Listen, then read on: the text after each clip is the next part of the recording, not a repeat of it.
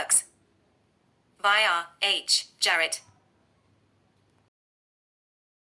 What is the real secret of obtaining desirable possessions? Are some people born under a lucky star, or other charm, which enables them to have all that which seems so desirable, and if not, what is the cause of the difference in conditions under which men live? Many years ago, feeling that there must be a logical answer to this question, I decided to find out, if possible, what it was. I found the answer to my own satisfaction, and for years, have given the information to others who have used it successfully. From a scientific, psychological, or theological viewpoint, some of the following statements may be interpreted as incorrect, but nevertheless, the plan has brought the results desired to those who have followed the simple instructions, and it is my sincere belief that I am now presenting it in a way which will bring happiness and possessions to many more. If wishes were horses, beggars would ride, is the attitude taken by the average man and woman in regard to possessions.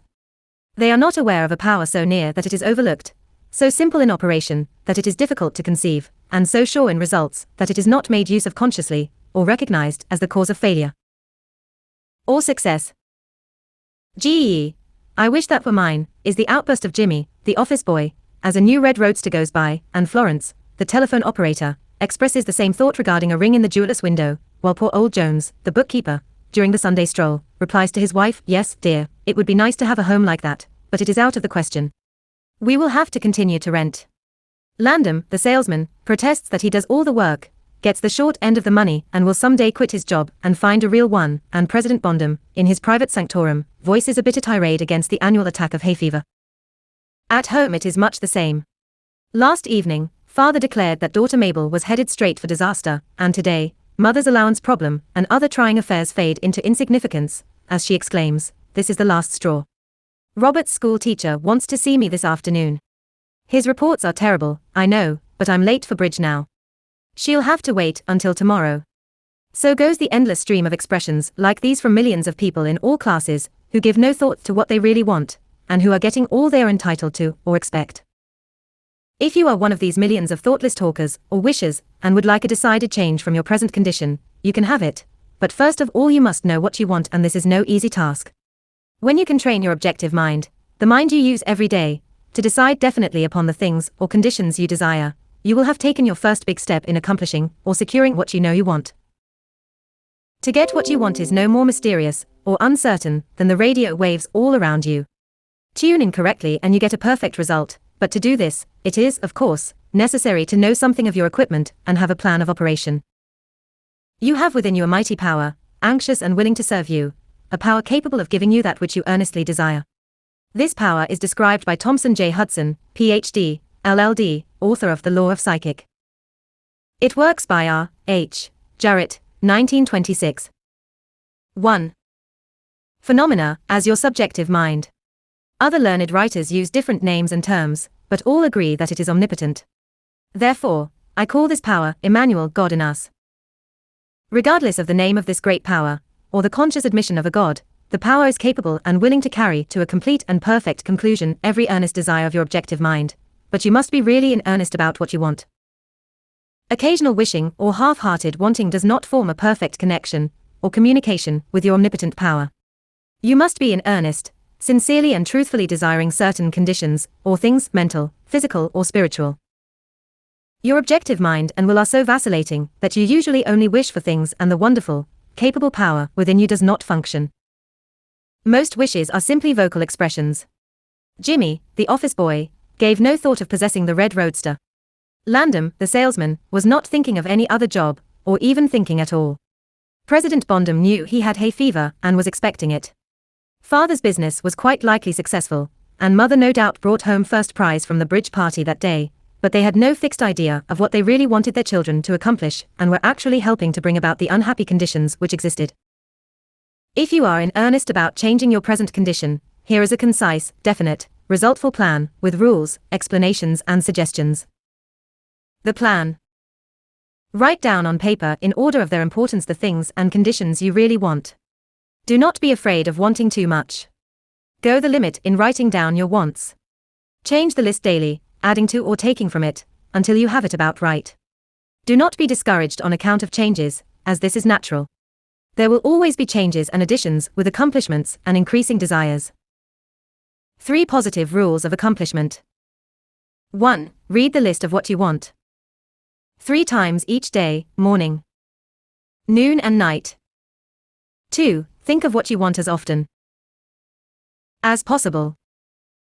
3. Do not talk to anyone about your plan except to the great power within you which will unfold to your objective mind. The method of accomplishment. It is obvious that you cannot acquire faith at the start. Some of your desires, from all practical reasoning, may seem positively unattainable, but, nevertheless, write them down on your list in their proper place of importance to you. There is no need to analyze how this power within you is going to accomplish your desires. Such a procedure is as unnecessary as trying to figure out why a grain of corn placed in fertile soil shoots up a green stalk, blossoms and produces an ear of corn containing hundreds of grains, each capable of doing what the one grain did. If you will follow this definite plan and carry out the 3 simple rules, the method of accomplishment will unfold quite as mysteriously as the ear of corn appears on the stalk, and in most cases much sooner than you expect. When new desires, deserving position at or about the top of your list, come to you, then you may rest assured you are progressing correctly. Removing from your list items which at first you thought you wanted is another sure indication of progress. It is natural to be skeptical and have doubts, distrust and questionings, but when these thoughts arise, get out your list. Read it over, or if you have it memorized, talk to your inner self about your desires until the doubts that interfere. It Works by R. H. Jarrett, 1926. 2. With your progress are gone. Remember, nothing can prevent your having that which you earnestly desire. Others have these things. Why not you? The omnipotent power within you does not enter into any controversial argument. It is waiting and willing to serve when you are ready, but your objective mind is so susceptible to suggestion that it is almost impossible to make any satisfactory progress when surrounded by skeptics. Therefore, choose your friends carefully and associate with people who now have some of the things you really want, but do not discuss your method of accomplishment with them. Put down on your list of wants such material things as money, home, automobile, or whatever it may be, but do not stop there. Be more definite. If you want an automobile, decide what kind, style, price, color, and all the other details, including when you want it. If you want a home, plan the structure, grounds and furnishings. Decide on location and cost. If you want money, write down the amount. If you want to break a record in your business, put it down. It may be a sales record.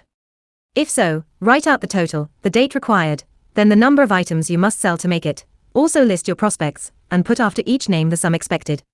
This may seem very foolish at first, but you can never realize your desires if you do not know positively and in detail what you want and when you want it. If you cannot decide this, you are not in earnest. You must be definite, and when you are, results will be surprising and almost unbelievable. A natural and ancient enemy will no doubt appear when you get your first taste of accomplishment. This enemy is discredit, in form of such thoughts as, "It can't be possible, it just happened to be. What a remarkable coincidence." When such thoughts occur, give thanks and assert credit to your omnipotent power for the accomplishment. By doing this, you gain assurance and more accomplishment, and in time, prove to yourself that there is a law which actually works at all times when you are in tune with it. Sincere and earnest thanks cannot be given without gratitude, and it is impossible to be thankful and grateful without being happy. Therefore, when you are thanking your greatest and best friend, your omnipotent power for the gifts received, do so with all your soul, and let it be reflected in your face. The power and what it does is beyond understanding. Do not try to understand it, but accept the accomplishment with thankfulness, happiness, and strengthened faith. Caution. It is possible to want and obtain that which will make you miserable, that which will wreck the happiness of others, that which will cause sickness and death, that which will rob you of eternal life. You can have what you want, but you must take all that goes with it. So in planning your wants, plan that which you are sure will give to you and your fellow man the greatest good here on earth, thus paving the way to that future hope beyond the pale of human understanding. This method of securing what you want applies to everything you are capable of desiring, and the scope being so great, it is suggested that your first list consist only of those things with which you are quite familiar, such as an amount of money, or accomplishment, or the possession of material things. Such desires as these are more easily and quickly obtained than the discontinuance of fixed habits, the welfare of others, and the healing of mental or bodily ills. Accomplish the lesser things first. Then take the next step, and when that is accomplished, you will seek the higher and really important objectives in life, but but long before you reach this stage of your progress, many worthwhile desires will find their place on your list. One will be to help others as you have been helped. Great is the reward to those who help and give without thought of self, as it is impossible to be unselfish without gain. It Works by R. H. Jarrett, 1926. 3. In conclusion, a short while ago, Dr. Emil Koo came to this country and showed thousands of people how to help themselves. Thousands of others spoofed at the idea, refused his assistance and are today where they were before his visit. So with the statements and plan presented to you now. You can reject or accept. You can remain as you are or have anything you want. The choice is yours, but God grant that you may find in this short volume the inspiration to choose aright, follow the plan and thereby obtain, as so many others have, all things, whatever they may be, that you desire. Read the entire book over again, and then again. Memorize the 3 positive rules of accomplishment. Test them now on what you want most this minute. This book could have extended easily over 350 pages, but it has been deliberately shortened to make it as easy as possible for you to read, understand and use. Will you try it? Thousands of bettered lives will testify to the fact that it works. A letter to you from the author. Dear reader, the great possessions of life are all gifts mysteriously bestowed: sight, hearing, aspiration, love, or life itself. The same is true of ideas. The richest of them are given to us, as for instance, the powerful idea which this book has given you. What are you going to do with it? Are you surprised when I tell you the most profitable thing you can do is to give it away? You can do this in an easy and practical way, by having this book sent to those you know who need it. In this way, you can help in the distribution of this worthwhile effort to make the lives of others better and happier. You know people who are standing still, or who are worried or discouraged. This is your chance to help them help themselves. If you withhold this book from them, you will lose the conscious satisfaction that comes from doing good. If you see that they get to read this book, then you put yourself in line with the law of life which says, you get by giving, and you may rightly expect prosperity and achievement. At the very least you will have the inner sense of having done a good deed with no hope of being openly thanked, and your reward will come secretly in added power and larger life. The author.